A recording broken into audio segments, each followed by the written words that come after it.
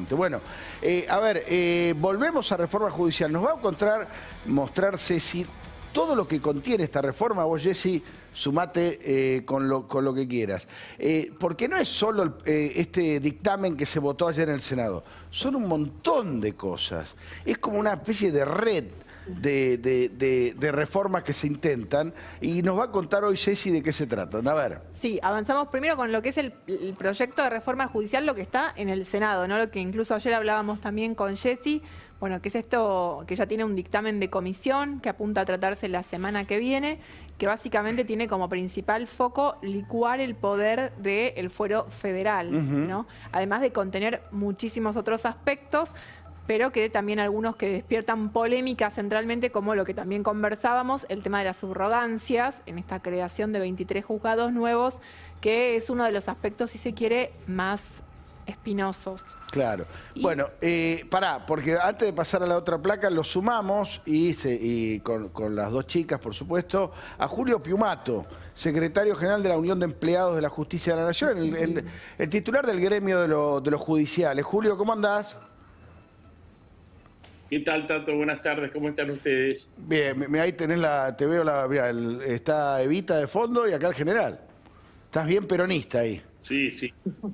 Estás bien custodiado, bien custodiado. Escuchame, Julio, ¿ustedes están a favor o en contra de esta reforma que intenta el gobierno? No, para nosotros hablar de reforma es un error. Para nosotros son parches que no modifican en nada la situación de la justicia, ¿no? Porque hoy la justicia necesita una reforma, pero una reforma que es compleja de acuerdo a las distintas partes de la justicia. Primero, para hacer una reforma hay que partir del estado de situación, Tato. Y hoy la justicia está en un estado de emergencia judicial declarado por el propio Consejo de la Magistratura en octubre del año pasado, por la situación edilicia, la situación del sistema de gestión informática, que es un desastre, y también, aunque no declarado, hay una situación de emergencia por el número de tribunales y también por la ausencia de personal necesario en prácticamente todos los fueros del país. Así que para hacer una reforma hay que partir de eso. Nosotros le planteamos en una reunión que tuvimos apenas asumió a la ministra de Justicia, que era necesario un plan estratégico, ¿no? Es decir, poner con todos quienes conocemos la justicia hace mucho tiempo, elaborar un plan estratégico y con todos los sectores, porque acá en la Argentina, yo te escuchaba y tenés razón, acá hay que ponerse por encima de las diferencias. Claro. Y cuando la política piensa en el año que viene, en la elección, es importante pensar el país en general o en particular, ¿no? En este caso la justicia, yo creo que si nos ponemos a pensar qué justicia queremos, vamos a ponernos todos de acuerdo, pero ahí definir un plan donde el gobierno puede fijar las prioridades, pero sabemos qué queremos en la justicia penal, qué queremos en la justicia civil, qué queremos en la justicia comercial, qué en la contencioso administrativo, y qué hace falta, porque no solo querer, es lo que hace falta, los medios. Hoy tenemos el 80% de los edificios judiciales, Tato, están destruidos. Si fueran estarían clausurados. No están aptos para el funcionamiento.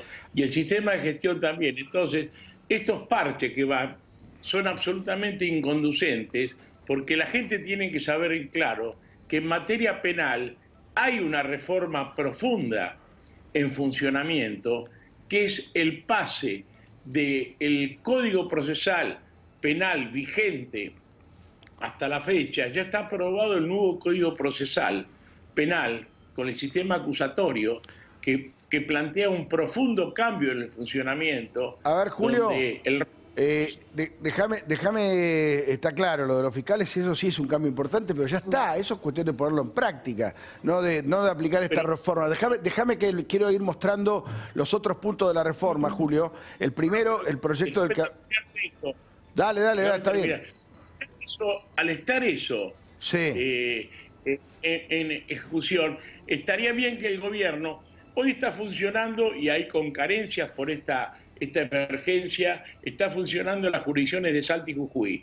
Estaba planteado en la comisión cameral que los próximos fueran la provincia, la jurisdicción de la Cámara de Rosario y de la Cámara de Mendoza. Podría ser el gobierno que pretendiera que se acelerara la puesta de funcionamiento en la capital federal. Esto sería correcto. Claro. Pero lo sí. que hay que hacer entonces, en cada jurisdicción hay que decir, bueno, con el nuevo código, ¿cómo tiene que funcionar la justicia? ¿Cuántos juzgados de garantías? ¿Cuántas unidades fiscales de investigación, que es el nuevo nombre que tienen las fiscalías con el nuevo código? Y a partir de ver cómo debe funcionar, entonces vamos viendo cómo cambiamos lo que tenemos Julio, para estar en condiciones de funcionar. Eso es un método. Una pregunta te hago sobre eso. En la reforma al Código Procesal de la que está hablando Julio Piumato, que le transfiere a los fiscales el poder, digamos, de impulsar las investigaciones, ya fue aprobado. ¿Hubo consenso en ese proyecto? Sí, prácticamente hubo consenso. Bueno, ahí me quería detener. No, es que ahí me quería detener, Julio. Dale. No hay ninguna crítica. Por eso. No hay críticas. Incluso hubo gente que opinó, es tan indefendible este proyecto, que hubo gente, por ejemplo, una prestigiosa camarista ya jubilada, doctora Garrigó de Rebori, sí, que hablaba de la importancia del sistema acusatorio, cuando esta reforma ya está resuelto esa cuestión. Ahora estamos en etapa de implementación, donde hacen falta edificios, hace falta un montón de cosas, pero no sabemos realmente. Ahora, vamos a poner todos estos juzgados federales en capital, por ejemplo, hablando de capital, todos estos juzgados federales en capital, esta fiscalía, y no sabemos cuando se implemente el nuevo sistema si va a servir, cuántos juzgados de garantías debe haber para el nuevo código procesal. Sí. Eso es lo que hay que definir. ¿Cuántas unidades fiscales de investigación? Julio, ¿Cuántos tribunales orales? está clara tu idea. Déjame que te pregunte Ceci y Jessica Cortín. Está clarísima tu idea, no te preocupes. Porque si no, no te podemos preguntar otras cosas. Dale, Ceci. Sí, Julio, yo le preguntaba, digo, hay un presupuesto de 1.900 millones de pesos más o menos que va a estar destinado a nuevos cargos de juzgados. ¿Usted cree que eso debería ir vinculado al acusatorio y permitir la implementación más rápida en lugar de destinarlo a nuevos cargos judiciales en este proyecto de reforma? Sí, obviamente, porque no, pero esas cifras son falsas, porque esas cifras se plantea una reforma, hace un presupuesto de cargo de jueces y fiscales, nada más. Evidentemente, por más que no nombre, después va a hacer falta nombrar personal, porque obvio, esto no claro. es mágico. O sea que este número crecería muchísimo más que el que está dando el Ejecutivo. Obviamente, pero además, por la necesidad de nuevos edificios, nuevos sistemas de gestión, computadoras, todo eso que no está previsto. Esto parece que fuera mágico, se nombran las cosas, y evidentemente si hubieran consultado a los que sabemos, y yo no hablo solamente del gremio, hablo de lo que sería la comunidad organizada judicial, los jueces, la Corte, el propio Consejo que tiene representante del gobierno, los abogados. ¿Y qué buscan, Julio? A ver, ¿qué busca entonces el gobierno? ¿Esto lo hace para qué? ¿Para buscar impunidad, como dicen algunos? ¿Para qué hacen esto? Yo prefiero no entrar a descubrir o tratar de ver intenciones. Lo que sí puedo decir con contundencia, que esto para el ciudadano común, para la gente, sí, para la ciudadanía, no significa ninguna mejora. Y segundo, para la justicia, menos tampoco. Así que esto para mí es una reforma científica. A mí me gustaría que el gobierno recapacitara, está a tiempo, y retirara la reforma, convocar una comisión y empezáramos a hacer la discusión de ese plan estratégico, de esa justicia en su conjunto, que es necesario, porque la justicia, la Argentina necesita justicia independiente, necesita una justicia que cumpla fundamentalmente tanto con los dos roles que están establecidos en la Constitución. Primero, ser un contralor de los otros dos poderes del Estado. Y segundo, que es la última esperanza del ciudadano común frente a un derecho conculcado. A ver, Julio. Pero hay otra cosa en esta reforma que es muy peligrosa. Esperá ahí. ¿Me aguantás 2 minutos que hacemos una pequeña pausa? Nos contás qué tiene de peligrosa esta reforma, le pregunta a Jessica Bossi y seguimos analizando, súper interesante, ¿eh? Tampoco le preguntaron a los gremios, a nadie le preguntaron con esta reforma. Pequeña pausa y seguimos analizándolo con Julio Piumato, dale. Bueno, seguimos aquí en la otra vuelta. Gracias, Julio Piumato, por la espera. El secretario del gremio de los empleados de la justicia. ¿Por qué decía Julio que es peligroso este proyecto? ¿A qué te referís con eso?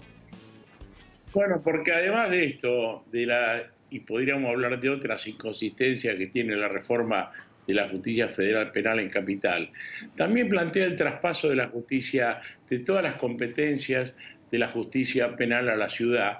Por un lado deja a gente, jueces, todos en el aire.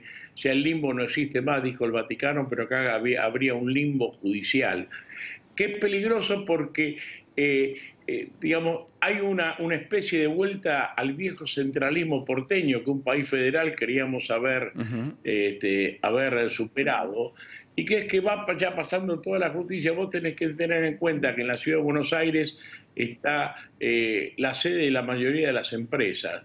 Entonces toda la vida económica pasa por acá. Esto sería el punto de partida, después va a pasar el foro comercial, el laboral y todo. Y bueno, la Ciudad de Buenos Aires, o el gobierno de la Ciudad de Buenos Aires, que tiene por simple mayoría, elige los jueces y cambia los jueces, es quien gobierna Buenos Aires, gobierna la justicia y gobierna todo, sería un gran poder que le daría la espalda al conjunto del país. Yo no sé si el gobierno no captó en esto. Nosotros con el gobierno pasado estuvimos en conflagración porque buscaba pasar la IGJ, buscaba pasar el puerto, todo que pasara a la ciudad. Es tremendamente peligroso. Esto no se habla mucho, pero también está en este proyecto, sí. Y realmente en nada beneficia a la justicia, porque si la justicia nacional puede ser criticada con toda la tarea que tienen los tribunales orales ordinarios, los juzgados de instrucción, etcétera, etcétera, no es ninguna garantía para el ciudadano que va a funcionar mejor pasando a la órbita de la ciudad de Buenos Aires. Julio. Eso también. Y lo tercero, bueno, es la reforma procesal en el interior del país, ¿no? La reforma penal en el interior. Julio, gracias por el contacto. Importante tu testimonio, ¿eh? Faltaba el testimonio de los judiciales. Y hay que tener en cuenta una cosa, Tato. Sí. Estamos en pandemia, inoportuno, lo dijimos todos. Es el único país en el mundo que está discutiendo una reforma judicial. Todos los países están discutiendo de qué forma salimos adelante, la producción y el trabajo frente a este desastre de la pandemia. Nosotros llegamos a la pandemia con un país en una crisis muy importante, y en lugar de estar discutiendo con mucha más que el resto del mundo esta cuestión de cómo salimos los argentinos en conjunto, estamos hablando de un proyecto que lo único que hace es dividir la sociedad argentina.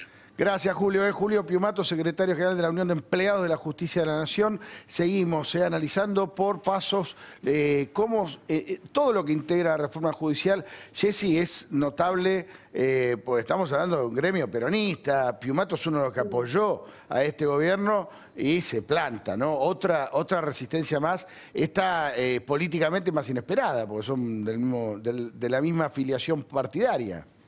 Sí, totalmente, y con una relación que venía de manera armoniosa, digamos, no estaba ni en pie de guerra, ni mucho menos, pero bueno, forma parte también de lo que es el ámbito judicial, y no hay ningún sector por ahora que se haya manifestado a favor de este proyecto de reforma. Ningún sector. ¿Se dan cuenta de lo que estamos hablando, no?